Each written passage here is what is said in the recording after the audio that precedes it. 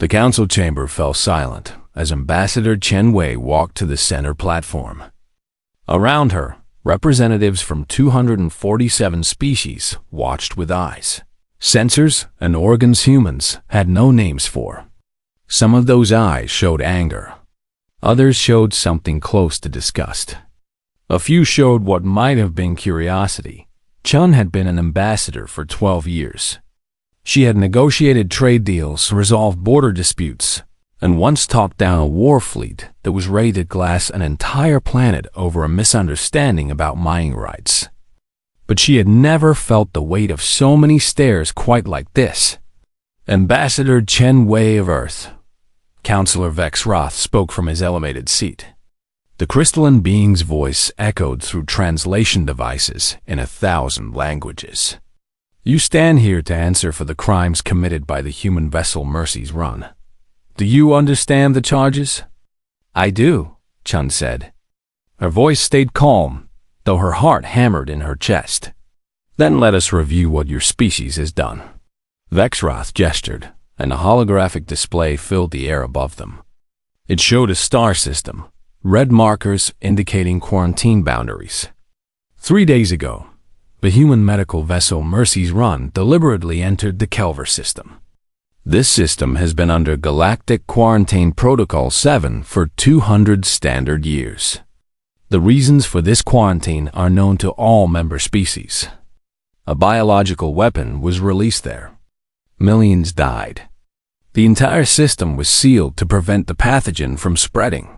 The hologram shifted, showing the Mercy's Run crossing the red line. Your captain, Sarah Okonkwo, was warned by automated systems. She was told that entry would result in immediate consequences. She entered anyway. Do you deny this? No, Chun said. We don't deny it. A ripple went through the chamber. Several species began speaking at once, their voices rising in a cacophony of outrage. Vexroth raised one crystalline limb for silence. Then you admit humanity has violated Article 7 of Galactic Law, the Sanctuary. Prohibition exists for one purpose: to protect all life in the galaxy from extinction-level threats. Your captain put trillions of lives at risk for what? Please, Ambassador, explain to this council what could possibly justify such recklessness. Chun took a breath. A child was dying. The chamber erupted. Species shouted in languages that the translators struggled to keep up with. One representative, a being made entirely of swirling gas, actually changed colors in what Chun had learned was their version of yelling. She waited. She knew how this looked. She knew what they thought of humanity right now. When the noise died down, Chun continued. 3 days ago, the Mercy's Run was on a routine medical supply route to Station Outpost 17. They picked up a distress signal. It was weak, barely there, but their communications officer locked onto it. The signal was coming from inside the Kelver system. Impossible, someone said from the crowd. No one has been in that system for 2 centuries. That's what Captain Okonkwo thought too, Chun said. But the signal was real. And when her translator analyzed it, she heard something that changed everything. The hologram shifted again. This time, it played audio, a recording that had been sent to the council. A voice came through, small and weak and terrified. Please. Someone. It hurts. Is anyone there? Mama said someone would come. Please. The voice was young. Even through the alien language, even through the static and the distance, everyone in the chamber could hear it. A child's voice, calling for help that had never come. Chun let the silence stretch. The voice was Vrin, a child, no more than 8 years old by their growth standards, alone, dying, inside a quarantine zone that everyone believed was empty. The law is clear, Vexroth said, though his voice had lost some of its edge. Quarantine zones are absolute. No exceptions. If we allowed exceptions, the entire system would collapse. One child's life, however tragic, cannot outweigh the safety of trillions. Captain Okonkwo knew the law, Chun said. She knew what she was risking. But she also knew something else. She knew that no human could hear a child crying for help and do nothing. So she made an emotional decision, another counselor said. This one was a threen, a species that had suffered through their own plague centuries ago. Emotion is not a basis for breaking laws that protect us all.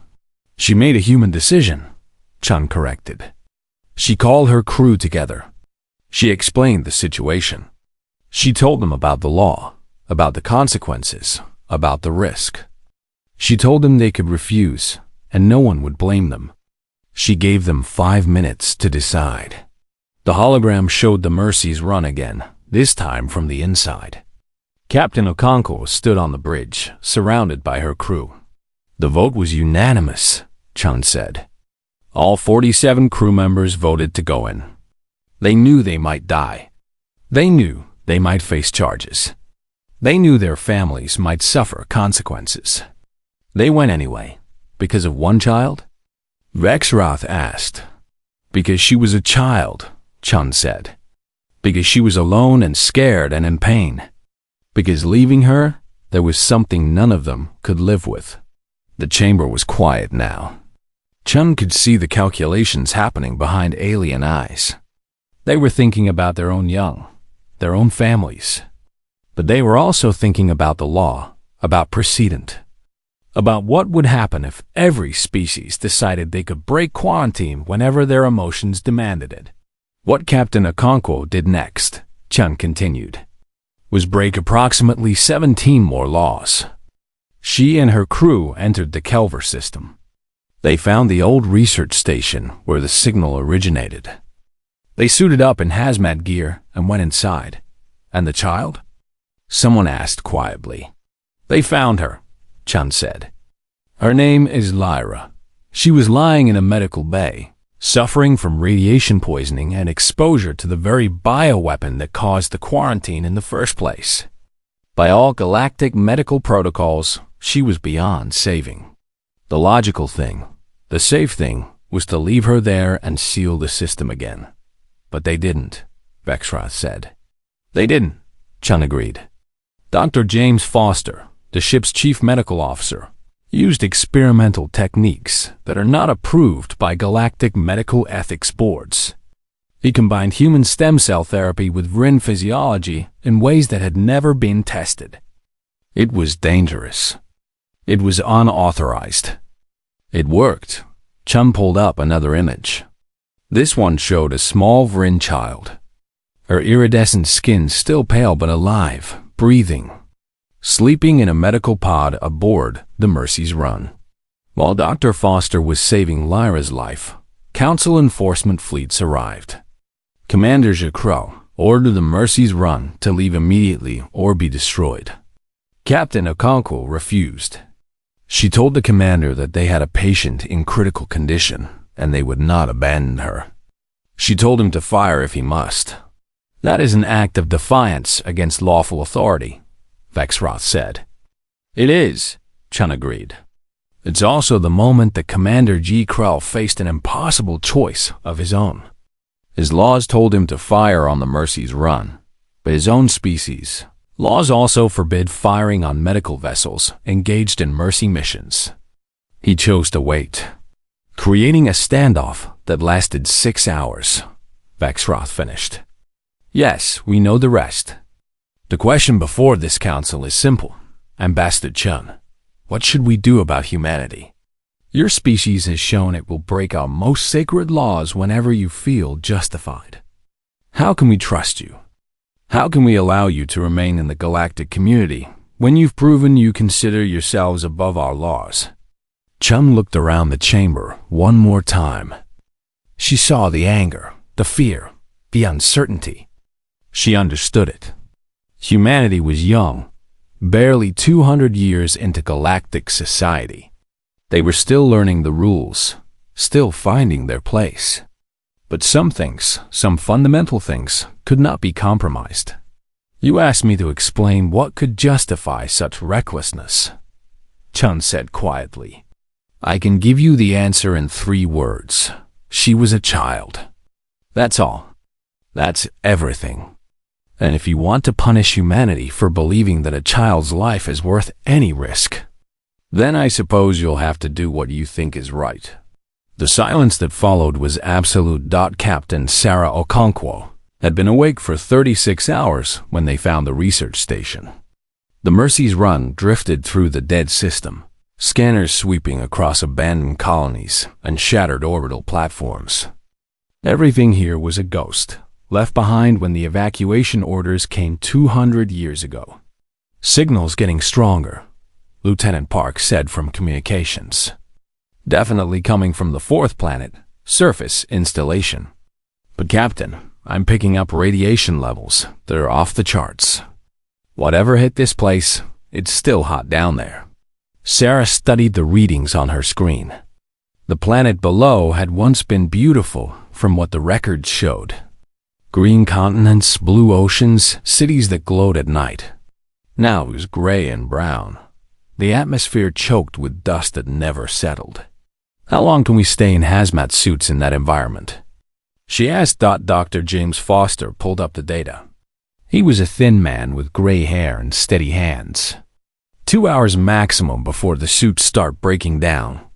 Maybe 3 if we're lucky. After that, the radiation gets through. And the child? If she's been down there as long as the signal suggests, she's dying.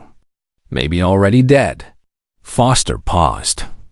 "Sarah, even if we get to her in time, I don't know if I can save her. The radiation alone would kill most species. Add in possible exposure to the bioweapon, and the odds are not good." Sarah looked at the planet on the screen. Somewhere down there, a child was waiting. Maybe hoping. Maybe too far gone to hope anymore. "We didn't come this far to turn back now," she said. "Prep the landing shuttle. I want a team of 4. Me, Dr. Foster, Santos, and Tanaka. Everyone else stays on the ship, ready to break orbit if things go wrong." "Captain," Park said quietly, "if we go down there and something happens, the Council will use this as proof that quarantine zones exist for a reason. They'll make an example of us." "I know," Sarah said, "but I also know that I'll never sleep again if we leave without trying. Anyone who wants to stay on the ship, speak now. No judgment." No one spoke. The bridge crew just looked at her, waiting for orders. Maria Santos, the chief engineer, spoke up. "Let's go get her." The shuttle cut through the dead atmosphere 20 minutes later. Sarah sat in the pilot's seat, hands steady on the controls, despite the turbulence. Through the viewport, she could see the research station below, a cluster of white buildings half buried in dust. "There," Foster said, pointing. "That's the medical wing. The signal's coming from inside." They landed in what had once been a courtyard. Now it was just cracked concrete and dead plants. The moment the shuttle door opened, warning lights flashed on their suit displays. Radiation levels were even worse than the sensors had shown. 2 hours, Foster reminded them. After that, we're in serious danger. They moved quickly through the station. The halls were dark, lit only by their helmet lamps. Dust covered everything. Sarah saw shapes in some rooms that she didn't look at too closely. People who hadn't made it out. People who had been left behind. The medical bay was in the center of the complex. The door was sealed, but Santos made quick work of the lock. It hissed open, and they stepped inside. The room was cleaner than the rest of the station. Someone had tried to keep it that way. And on a medical bed in the corner, under a flickering emergency light, was the child. She was small, even for a Vrin. Her skin, which should have been a bright shifting blue, was dull gray. Her breathing was shallow. Tubes ran from machines that were barely functioning, kept alive by a backup power system that was failing. "Oh God," Maria whispered. Foster was already moving, his medical scanner out. "She's alive, but barely. Radiation poisoning, malnutrition, dehydration. And yes, I'm detecting traces of the bioweapon in her system. Whatever it is, it's been with her for weeks. Can you help her?" Sarah asked, Foster looked at the readings, then at the child. Honestly, I don't know. What she needs doesn't exist in any approved medical protocol. I'd have to try something experimental, something I've been working on but never tested. It combines human regenerative techniques with Vrin's cellular structure. If it works, it could save her. If it doesn't, she dies anyway, Sarah finished. Do it. Kenji Tanaka, their security officer, was checking the rest of the medical bay. He found a datapad next to the bed. Captain, you should see this. Sarah took the pad. It was a journal, written in Vrin script. Her translator converted it to English, and she read aloud. Day 47 since the evacuation order. They said everyone had to leave, but I couldn't. Not without her. My Lyra was in deep sleep for a medical procedure when the alarms went off. The cryopod couldn't be moved safely, so I stayed. I told them I would come on the next transport. I lied. Sarah scrolled down. Day 93. The last transport left today. I watched it go. I tried to call them back, but they said the quarantine was absolute.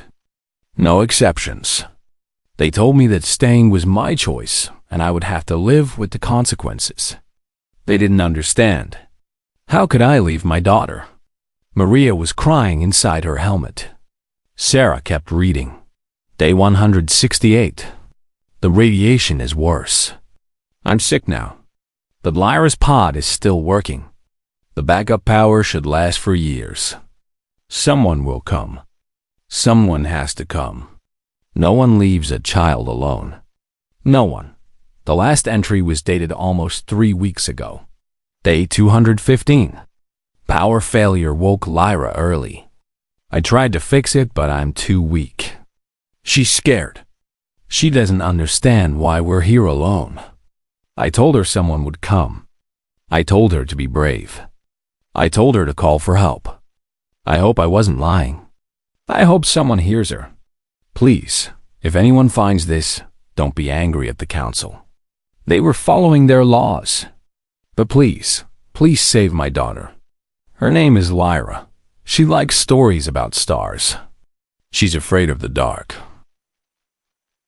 She's afraid of the dark. She's only 8 years old. Please don't let her die alone. The medical bay was silent, except for the sound of failing machines and shallow breathing. How long do we have? Sarah asked, her voice rough. 90 minutes, Foster said. He was already setting up his equipment. I need to work fast. This is going to be risky. Do whatever it takes, Sarah said. Foster started the procedure. Sarah watched him work, mixing human stem cells with Vrin-compatible compounds, creating something that existed nowhere in galactic medical databases. His hands moved with precision, injecting treatments, adjusting machines, monitoring responses. 30 minutes passed. Then 60. Captain, Park's voice came through the comms. We have a problem. Enforcement fleet just dropped out of FTL. 3 ships, heavy cruiser class. They're hailing us. Sarah's jaw tightened. Put them through. A new voice filled her helmet. Human vessel Mercy's Run. This is Commander Zihats Krell of the Galactic Enforcement Fleet. You are in violation of quarantine. Protocol 7. You will cease all operations immediately and exit this system. You have 5 minutes to comply. Commander, this is Captain Okonkwo. We have a medical emergency in progress. We have a child patient in critical condition. We cannot leave until she's stable.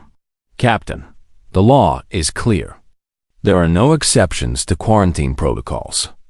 If you do not leave, we are authorized to use force to prevent potential contamination of the wider galaxy. Sarah looked at Foster. He shook his head. Not ready. I need at least another 30 minutes. Commander, Sarah said carefully, I understand your orders. I understand the law, but I cannot and will not abandon a dying child. If you feel you must fire on a medical vessel engaged in a rescue operation, and that's your choice. But we're not leaving. There was a long silence on the other end. Captain Okonkwo, Jiro said finally, "You are forcing me into an impossible situation." "I know," Sarah said. "But some situations don't have good answers. They only have the answers we can live with. And I can't live with leaving her."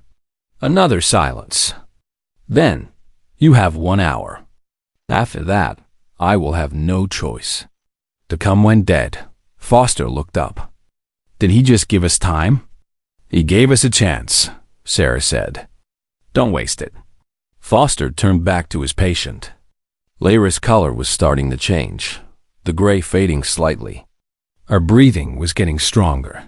"It's working," Foster whispered. "I think it's actually working."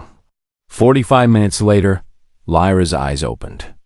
They were large and confused and frightened. She looked at the strange beings around her in their suits and started to cry. Sarah knelt beside the bed and took off her helmet, even though the radiation warning screamed at her. She smiled at the little girl. "It's okay," she said softly. "You're safe now. We heard you calling. We came. My mama," Lyra whispered in broken universal. Sarah's heart broke. "Your mama made sure you would be okay. She was very brave. And so are you." "Time's up," Tanaka said quietly. "We need to move." They loaded Lyra onto a portable stretcher. Foster kept monitoring her vitals as they moved back through the station. Sarah took one last look at the medical bay, at the journal left behind by a mother who had sacrificed everything for her daughter. When they reached the shuttle, the enforcement fleet was waiting above. Sarah lifted off, heading toward the Mercy's run. Captain Okonkwo Zekral's voice came through. "I'm going to ask you one question. Is the child alive?" Sarah looked back at Lyra, sleeping peacefully under Foster's care. "She is," Sarah said. Another long pause. "Then I suppose we have a situation that needs to be resolved by people much higher up than either of us. Proceed to your vessel. You will be escorted to Council Station Proxima for judgment." "Understood," Sarah said. "And Commander?" "Thank you." "Don't thank me yet, Captain. What happens next is out of both our hands." The council chamber remained silent after Ambassador Chun finished speaking. She could feel the weight of hundreds of eyes on her, judging, calculating, deciding the fate of her entire species. Counselor Vexroth was the first to speak. "Your words are moving, Ambassador. But laws are not built on emotions. They are built on cold, hard necessity. 2,000 years ago, the Threme Plague killed 40 billion beings across 17 star systems because one ship captain decided that quarantine rules didn't apply to him.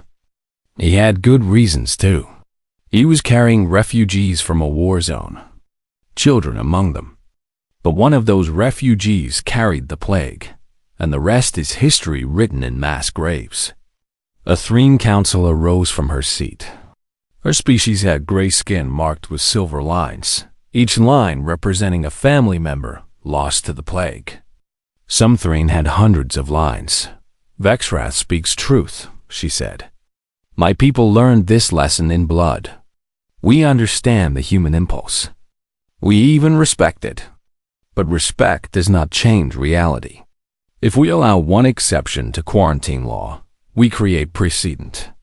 Next time, another captain will say the cause is just as worthy, and another after that, until the law means nothing and we face another plague." "But there's something else we need to discuss," another voice said. This came from a Vryn representative, a tall being with blue-green skin that shifted colors as he spoke. "We need to talk about why that child was there in the first place." The chamber stirred. Vexrath's crystalline form seemed to dim slightly. "Counselor Renvac," Vexrath said carefully, "the circumstances of the original evacuation are not on trial here." "Maybe they should be," Renvac said. His voice was quiet but firm. "The humans broke your law to save one of my people. A child who should never have been left behind. I'd been reviewing the evacuation records from the Kelver system. Do you know what I found?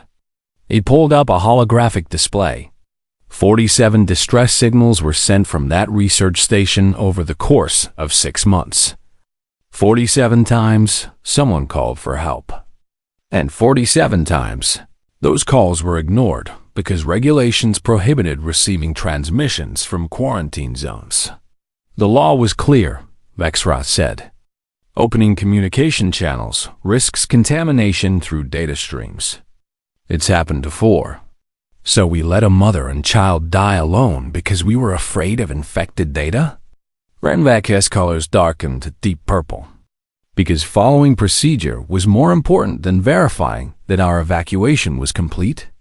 Counselor, you're allowing emotion to cloud your judgment, another representative said. The evacuation was conducted by the book. If some individuals chose to stay behind against orders, that was their decision. Lyra's mother didn't choose to stay, Chine said quietly. She stayed because her daughter was in a cryomedical pod that couldn't be safely moved. She requested 24 hours to complete the medical procedure. She was denied. The evacuation fleet left anyway. She had to choose between abandoning her daughter or staying in a quarantine zone. What choice is that? A terrible one, Vexroth admitted. But the evacuation commanders were following protocols designed to save billions. Individual circumstances, however tragic, could not be considered. That's easy to say when it's not your child, Maria Santos said from where she stood with the rest of the Mercy's run crew. She wasn't supposed to speak, but no one stopped her. Easy to say when you're safe and comfortable and making decisions from far away. But Captain Okonkwo was right there. She heard that little girl crying. What were we supposed to do? Follow your rules and let her die so we could feel good about respecting the law? The law protects trillions, Vexroth said. The law failed one, Maria shot back. And you want to punish us for fixing your mistake. The chamber erupted again. Species argued among themselves. Some agreed with the humans. Others saw them as dangerous rule breakers who would destroy galactic society. The divide was becoming clear. A small voice cut through the noise. Excuse me. Everyone turned. The Dr. Foster stood at a side entrance, and beside him, holding his hand, was Lyra. She was small and still pale, but she was standing. She was alive. The chamber went completely silent. I'm sorry to interrupt, Foster said, but Lyra wanted to see what was happening. She has something she'd like to say.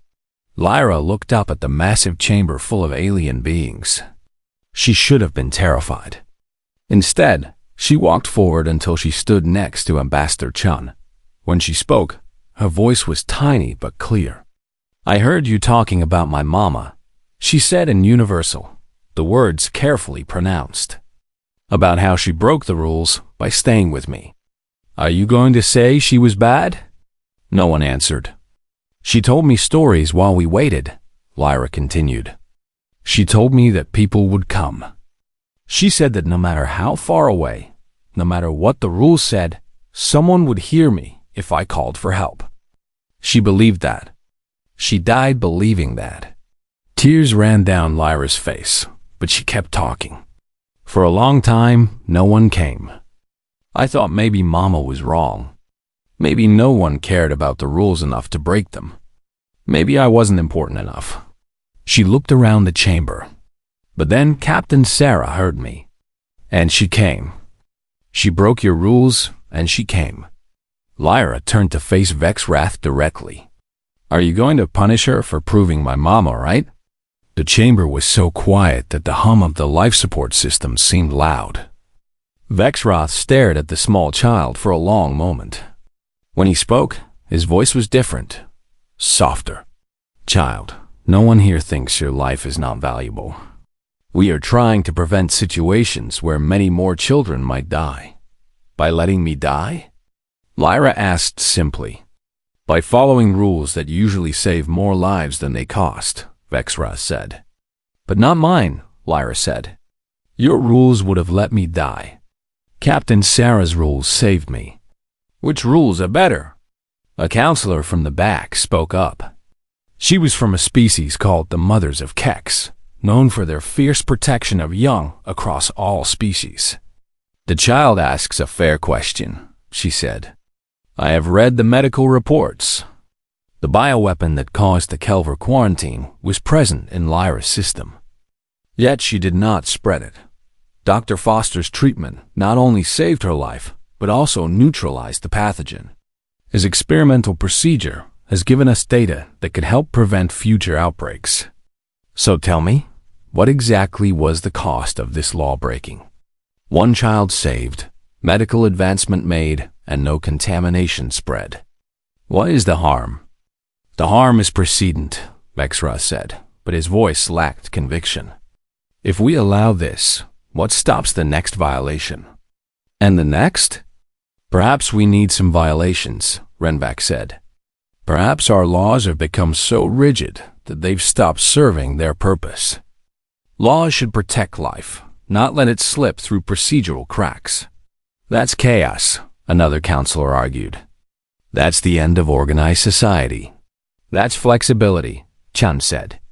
That's recognizing that no law, no matter how well-intentioned, can account for every situation. That's trusting people to make hard choices and accepting that sometimes the right thing to do is the illegal thing. And who decides when breaking the law is justified? Vexrath asked. We do, Chun said simply. All of us. Every time we're faced with an impossible choice. We decide if we can live with following the rules or if we can only live with breaking them. Captain Okonkwo made her decision. She chose to save a life. And yes, she knew she might face punishment. She came here willingly to accept the consequences of doing what she thought was right. Sarah stepped forward. I don't regret what I did. I won't apologize for it. If the same situation happened tomorrow, I'd make the same choice. That's who humans are. We break rules when the rules are wrong. We save lives even when we're told not to. And if that makes us too dangerous for your galactic community, then I guess we'll have to live with that too. But you shouldn't have to, a new voice said. A counselor Chun didn't recognize stood up. He was from a species called the Kareth, known for their strict adherence to tradition and law. I am Counselor Thrask, he said. My people are perhaps the most law-bound in this chamber. We have followed the same codes for 10,000 years. And yet, even I must admit that what I've heard today troubles me. Not because the humans broke our law, but because our law forced them to choose between their conscience and our rules. He walked down to stand near Lyra. This child lives because someone chose conscience. Her mother stayed, despite evacuation orders. Captain Okonkwo rescued her despite quarantine protocols. Dr. Foster treated her despite medical ethics violations. At every step, our laws said to let her die. At every step, humans said no. Thrask looked around the chamber. Perhaps the question is not what to do about humanity. Perhaps the question is what to do about laws that create situations where saving a life requires breaking them. The chamber fell into thoughtful silence. Chun could see minds changing, positions shifting. This wasn't over, but the tone had changed. They were no longer just discussing punishment. They were discussing something bigger. Vexrath spoke slowly. What you're suggesting would require a fundamental review of our quarantine protocols. It could take years. And in the meantime, we still must decide what to do about the humans who stand before us. Then let me make a proposal, Renvac said. The humans violated our laws. This is fact. But they also saved one of my people and gave us valuable medical data. They showed that our evacuation protocols have serious flaws. I propose a split verdict. Guilty of the violations, yes, but with recognition of the circumstances. Sanctions instead of expulsion. Oversight instead of isolation. And most importantly, a commission to review the laws they broke to see if those laws still served their intended purpose. Seconded, the mother of Keck said immediately. Thirded, Thrask added. The chamber began to buzz with conversation. Chun watched as counselors debated, argued, and gradually began to reach consensus. It wasn't unanimous. It never would be. But it was movement. Lyra tugged on Chun's sleeve. Are they going to punish Captain Sarah? Chun knelt down to look the child in the eyes. I don't know yet. But I think you changed some minds today. Good, Lyra said firmly. Because she's a hero. And heroes shouldn't be punished. Chun smiled. No, she agreed. They shouldn't. The vote took 3 hours. Ambassador Chen waited outside the council chamber with Captain Okonkwo and her crew. Lyra had fallen asleep in Dr. Foster's lap, exhausted from her appearance before the council. Every so often, she would whimper softly, and Foster would pat her head until she settled again. Whatever happens, Sarah said quietly. It was worth it. Easy for you to say, Maria replied with a weak smile. You're not the one who has to explain to your wife why you might be banned from space travel for the next 50 years. Actually, I think my wife would be proud, Sarah said. She's a teacher. She tells her students all the time that doing the right thing isn't always the same as doing the legal thing. The chamber doors opened. A young Vrinade stepped out. They're ready. Chun led them back inside. The council chamber felt different now. The anger had faded, replaced by something more complicated. Uncertainty, maybe. Or the beginning of change. Councilor Vexrath stood at his position. His crystalline form caught the light in ways that made it hard to read his expression. Captain Sarah Okonkwo, crew of the Mercy's Run, Ambassador Chen Wei, he said formally. The Galactic Council has reached a verdict. Chun held her breath. On the charges of violating Quarantine Protocol 7, unauthorized entry into a sealed system, defying lawful orders from enforcement personnel, and conducting unapproved medical procedures. This council finds you guilty as charged. Sarah's jaw tightened, but she didn't look away. However, Vexrath continued, and Chun felt a spark of hope. This council also recognizes the extraordinary circumstances surrounding these violations. We acknowledge that the Kelver system evacuation protocols were inadequate and that distress signals were improperly ignored. We acknowledge that the rigid application of quarantine law resulted in unnecessary suffering. And we acknowledge that the actions of Captain Okonkwo and her crew, while illegal, were motivated by a moral imperative that cannot be dismissed. He paused, and Chun could swear she saw something like respect in his alien features. Therefore, the Council has voted to impose sanctions rather than expulsion. Humanity will face restrictions on certain sector access for a period of 2 standard years. All human medical vessels will operate under increased oversight during this time. Captain Okonkwo will be subject to a formal review by her own command structure. But humanity will remain a member of the galactic community in good standing. Relief flooded through Chun. It wasn't a full victory, but it wasn't destruction either. Furthermore, Vexrath said, this council has voted to establish the Kelver Commission, a body tasked with reviewing all quarantine and evacuation protocols to prevent similar failures in the future. Ambassador Chun, we would like humanity to have a seat on this commission. Your species' perspective on the value of individual life, while sometimes reckless, has proven to have merit. We accept, Chun said immediately. There is one more matter, Renvac said, standing. The Vrin people wish to formally thank Captain Okonkwo and her crew for the rescue of Lyra. We are also adopting her, as her mother has no living relatives. But we believe she should maintain contact with the humans who saved her. With the Council's permission, we propose the Lyra Protocol. Explain, Vexrath said. an amendment to galactic law allowing for emergency exceptions to quarantine in cases of verified survivors. With proper containment and medical oversight, it would permit rescue operations under strict guidelines, ensuring that we never again leave someone behind simply because the rules say we must. The chamber buzzed with immediate debate. Some counselors objected. Others supported it.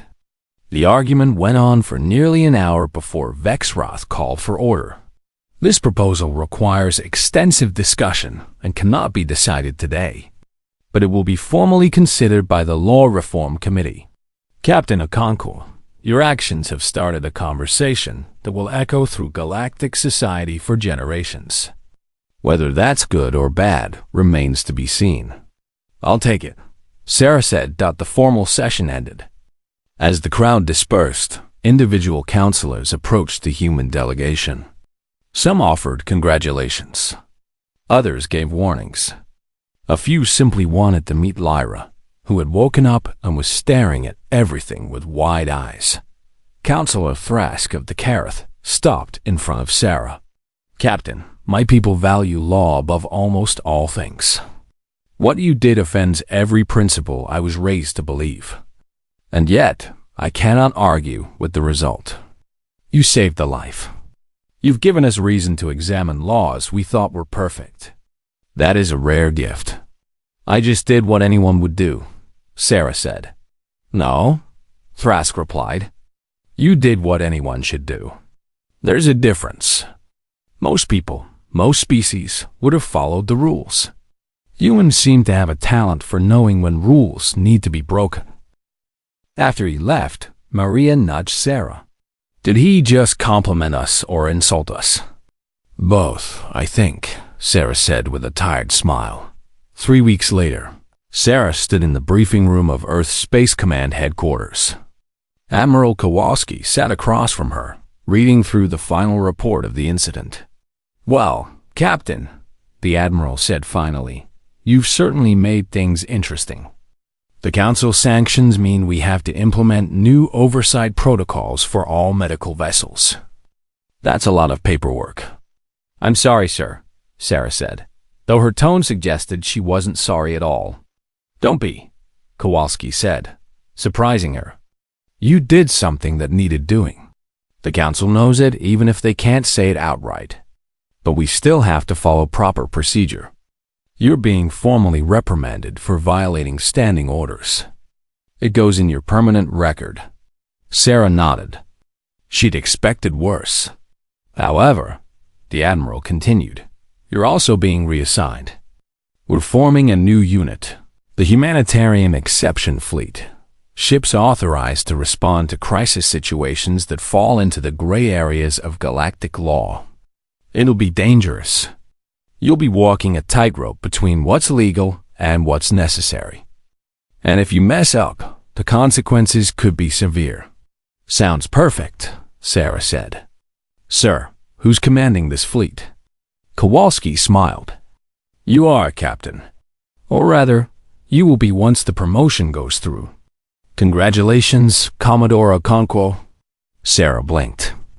Sir, I just violated galactic law and caused a diplomatic incident. And you're promoting me? We're promoting you because you violated galactic law for the right reasons and handled the diplomatic incident better than anyone expected. Besides, if we're going to have a fleet that operates in moral gray areas, we need someone who understands the difference between breaking rules and breaking faith with humanity's values. A month after that, Sarah stood on the bridge of her new flagship, the Conscience. It was smaller than a military cruiser, but more advanced than a standard medical vessel. Purpose-built for missions that didn't fit neatly into any category. Commodore, Lieutenant Park said from communications, we're receiving a message from Counselor Renvac. He says there's a situation developing in the Tertian cluster. No official request for help yet, but he thought we should know. What kind of situation? Sarah asked. A mining colony had an accident. Several workers are trapped in a collapsed shaft. The colony is technically in disputed territory, So officially, no one can send rescue teams without violating treaties. Unofficially, people are dying while diplomats argue about jurisdiction. Sarah looked at her crew. Dr. Foster was back at his station, along with Maria Santos and Kenji Tanaka. They'd all volunteered for this assignment. They all knew what it meant. "Set course for the Tertian cluster," Sarah ordered. "Best possible speed." "Commodore," Park said carefully, "if we respond without authorization, we could be violating 3 different treaties." "I know," Sarah said. "Log it in the record." "The people are dying while bureaucrats argue. We didn't join this fleet to worry about paperwork." The Conscience turned toward the Tertian cluster and jumped to FTL, back on Council Station Proxima. Ambassador Chun received a notification of the Conscience's departure. She smiled and opened a secure channel. "Vexwrath," she said when the counselor answered. "I thought you'd want to know that Sarah Okonkwo is heading to the Tertian cluster." "I saw," the counselor replied. "She's going to violate at least 3 treaties." "Probably," Chun agreed. "Are you going to stop her?" There was a long pause. "The Tertian situation is complicated," Vexwrath said finally. "It could take weeks to sort out the jurisdiction issues. People trapped in that mine don't have weeks. So you're saying—" Chun prompted. "I'm saying that sometimes the law moves too slowly for reality. I'm saying that perhaps having someone willing to act while the rest of us debate has value. I'm saying that humanity's tendency to break rules when lives are at stake is frustrating, infuriating, and apparently necessary." Chun's smile widened. "That might be the nicest thing you've ever said about us. Don't let it go to your head, Ambassador. Your species is still dangerously impulsive and far too emotional in your decision-making. And yet we get results," Chun said. "Unfortunately, yes. The trapped miners will be rescued, treaties be damned. The diplomatic fallout will take months to resolve. And in the end, everyone will grudgingly admit that the outcome was preferable to following proper channels. So humanity is growing on you," Chun teased. "Humanity is a headache that I'm learning to live with," Vexwrath corrected. "There's a difference." "If you say so," Chun said. "By the way, the Lyra Protocol is up for a preliminary vote next month. How do you think it'll go?" "It will pass," Vexwrath said. "Not unanimously, but it will pass. Your Captain Okonkwo started something, Ambassador. The galaxy is changing because of what she did. Whether that change is good or bad, we won't know for generations. But the change is happening." "Good," Chun said, "because the galaxy needed to change." After the call ended, Chun looked out at the stars visible through the station's observation window. Somewhere out there, Sarah Okonkwo was racing to save people who weren't supposed to be saved. Breaking rules that needed to be broken. Being human in a galaxy that was slowly learning what that meant. Chun thought about Lyra, now living with a Vryn family but visiting human friends regularly. She thought about the Kelver Commission, hard at work reviewing protocols that had stood unchanged for centuries. She thought about the debate still raging in the Council about the Lyra Protocol and what it would mean for the future. One child saved, one law broken. One impossible choice made in the darkness of a forgotten system. And from that single moment, ripples spreading across the galaxy like light across water, touching everything, changing everything. Proving once again that sometimes the most important thing you can do is refuse to accept that any life is too small to fight for. Chun smiled at the stars and got back to work. After all, if humanity was going to keep breaking galactic laws for good reasons, someone had to handle the paperwork. And honestly, she wouldn't have it any other way.